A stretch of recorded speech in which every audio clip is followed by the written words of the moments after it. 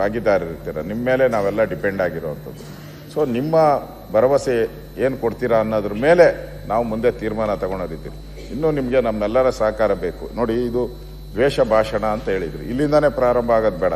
ಇನ್ನು ಬಿಲ್ಲೇ ತಯಾರಾಗಿಲ್ಲ, ಅವಾಗೇ ದ್ವೇಷ ಶುರು ಮಾಡ್ಬಿಟ್ಟವ್ರೆ. ಅಲ್ಲಲ್ಲ, ಆಯ್ತಲ್ಲ, ಇಲ್ಲಿ ಇಷ್ಟೊತ್ತು ಅವ್ರು ಹೇಳಿದ್ರಲ್ಲ. ಅಲ್ಲಲ್ಲ, ನೀವು ನೋಡಿ ಆ ಸ್ಥಾನದಲ್ಲಿದ್ದೀರಾ, ನೀವು ಒಂಚೂರು ತಾಳ್ಮೆ ತಗೊಂಡಿದ್ರೆ ನಾವು ಕೇಳಬೇಕಲ್ಲದೆ ಇನ್ನೆಷ್ಟು ನೀವು ಹೇಳಿದ ಸಲ ಕೂತ್ಕೊಳ್ಳಿಗೂ ನೀವು ಕೂತ್ಕೊಂಡಿದ್ದೀರಾ? ಎಷ್ಟು ಸಲ ಹೇಳಿದೆ ನಾನು? ನೀವು ಎಷ್ಟು ಸಲ ಹೇಳಿದೆ ಕೂತ್ಕೊಳ್ತೀರಾ? ಅದು ಯಾರು ನಿಮ್ಗೆ ಯಾರು ಗೊತ್ತಿಲ್ಲ, ಇವರೇ ಎದ್ದು ಬರುದು. ಎಲ್ಲಿ ಅದು ಉಂಟ ಮಾರ? ನಾವು ಕೂಡ ಒಂದು ಪ್ರತಿಪಕ್ಷನಾಗಿ ಹೇಳಿದ ನಂತರ ನಾವು ಬಾವಿಗೆ ಬರೋದಲ್ಲದೆ ಒಂದು ಪರ್ಮಿಷನ್ ನಾವು ಬರ್ತಾ ಇರಲಿಲ್ಲ. ನೀವು ಇದು ಯಾರಿಗೆ ನಿಮ್ಗೆ ಗೊತ್ತಿಲ್ಲ, ಇವರಷ್ಟಕ್ಕೆ ಬರುವುದು. ನೀವು ಅವ್ರಿಗಾದ್ರೂ ಕೇಳಬೇಕು. ನಮ್ಮನ್ನ ಸನ್ನೆ ಮುಖಾಂತರನೇ ನೀವೆಲ್ಲರನ್ನು ಮಾತಾಡಿಸ್ಬಿಡ್ತೀರ ವಿರೋಧ ಪಕ್ಷದ. ನಾವೆಲ್ಲ ಒಪ್ಕೊಂಡಿದ್ದೀರಿ, ನಿಮ್ಮೆಲ್ಲ ಬಿಲ್ಗೂ ನಾವು ಸಹಮತ ಕೊಟ್ಟಿದ್ದೀರಿ. ಕೆಲವು ಬಿಲ್ಗಂತೂ ನಾವೆಲ್ಲ ಪೂರ್ತಿ ಹೊಗಳಿ ಮಾತಾಡಿದ್ದೀರಿ ಸರ್ಕಾರಕ್ಕೆ.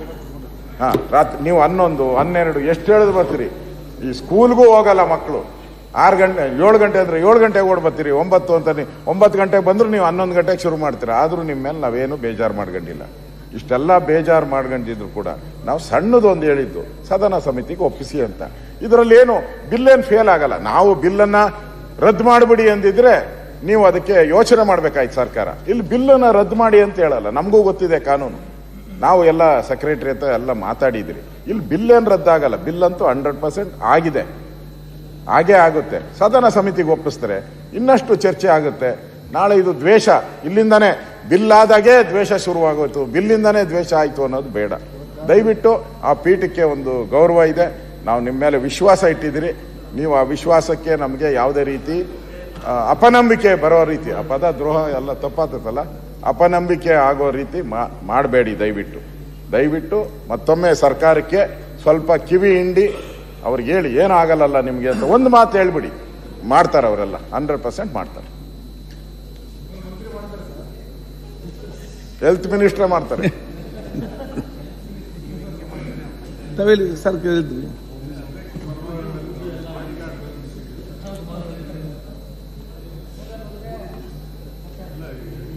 ಪರಮೇಶ್ವರ್ಗೆ ಹೇಳಿ, ಕೈಲಾಸದಿಂದ ಇಳಿದು ಬರಕ್ಕೆ ಹೇಳಿ ಪರಮೇಶ್ವರ್ಗೆ. ಕೈಲಾಸದಲ್ಲಿ ಯಾಕೆ ಕೂತ್ಕೊಂಡ, ಹಿಮದಲ್ಲಿ ಚಳಿ ಐತೆ, ಸ್ವೆಟರ್ ಹಾಕೊಂಡ್ ಬಂದಿದ್ದಾರೆ, ಅದಕ್ಕೆ ಇಳಿದು ಬರಕ್ಕೆ ಹೇಳಿ. ಭೂಮಿಗೆ ಇಳಿದು ಬಾ ಪರಮೇಶ್ವರ ಅಂತ ಹೇಳಿ ಸರ್.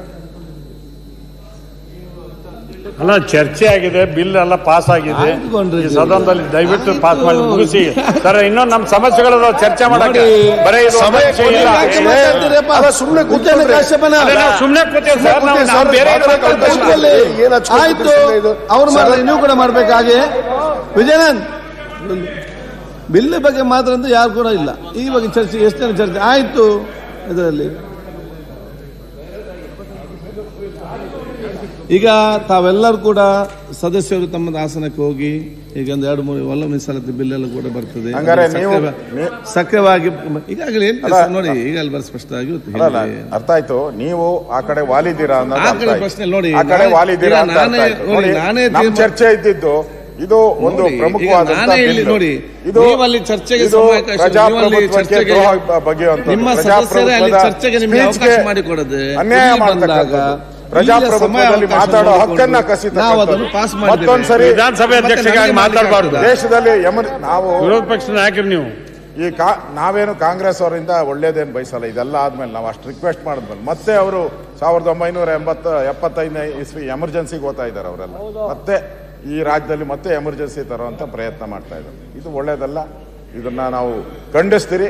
ತಾವು ಈ ಪೀಠದಿಂದ ನಮಗೆ ಸರಿಯಾದ ನ್ಯಾಯ ಸಿಗುತ್ತೆ ಅಂತ ತಿಳ್ಕೊಂಡು ನೀವು ಕೊಟ್ಟಿಲ್ಲ. ನಮಗೆ ಈ ಪೀಠದ ಬಗ್ಗೆ ನಿಮ್ಮ ನಿರ್ಣಯದ ವಿರುದ್ಧವಾಗಿ ನಾವು ವಾಕೌಟ್ ಮಾಡ್ತಾ ಇದ್ದೀವಿ. ಅಧ್ಯಕ್ಷರೇ, ಪದೇ ಬಿಜೆಪಿ ಅವ್ರಿಗೆ ಹಂಗೆ ಕೊಟ್ರೆ ಹಂಗೆ ಮಾಡ್ತಾರೆ. ಮಾತಾಡಿ ಕೋನರೆಡ್ಡಿ ಅವರೇ, ಏನಾಗಿದೆ ನಿಮ್ಗೆಲ್ಲರಿಗೂ? ಅಲ್ಲೇನು ಸೀಟ್ ಪ್ರಾಬ್ಲಮ್, ಎಂತ ಪ್ರಾಬ್ಲಮ್? ಲಾಸ್ಟ್ಗೆ ನಾನು ಸಿಕ್ಕಿದ್ದೆ ನಿಮ್ಗೆ ಹೇಳಲಿಕ್ಕೆ.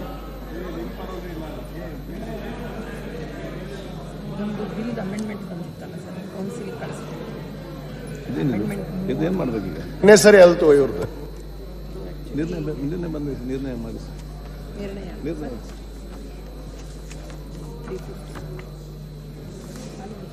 ಇವ್ರು ಮತ್ತೆ ಬರ್ತಾರ?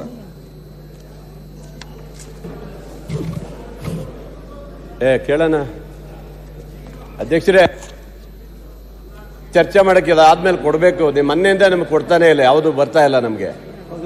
ಬರೀ ಉತ್ತರ ಕರ್ನಾಟಕ ಮಾತ್ರ ಮಾತಾಡಿದ್ರೆ ನಮ್ಮ ಮಲೆನಾಡವ್ರು ಎಲ್ಲಿ ಹೋಗ್ಬೇಕು ಅನ್ನೋದು ಹೇಳ್ಬೇಕು ನಾವು. ಸ್ವಲ್ಪ ದಯವಿಟ್ಟು ಇದಾದ್ಮೇಲೆ ನಮಗೆ ಕೊಡಬೇಕು ಸ್ವಲ್ಪ. ಉತ್ತರ ಕೊಡು.